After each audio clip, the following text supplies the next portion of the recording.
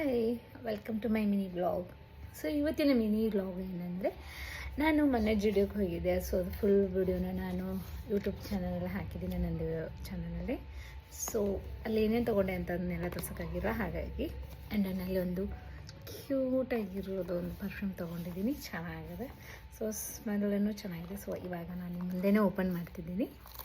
Okay, so guys C ಎಷ್ಟು ಕ್ಯೂಟಾಗಿ ಇರಬೇಕು. Open ಮಾಡ್ತೀನಿ.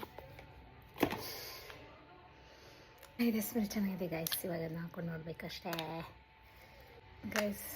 If you like. ಆ್ಯಂಡ್ ಇದನ್ನು ತೊಗೊಂಡಿದ್ದೀನಿ, ಇದ್ರ ಜೊತೆಲಿ ಒಂದು ಸ್ಲಿಪ್ಪರ್ ತೊಗೊಂಡೆ. ಒಂದು ನಿಮಿಷ. ಸ್ಮೆಲ್ ಚೆನ್ನಾಗಿದೆ ಗೈಸ್.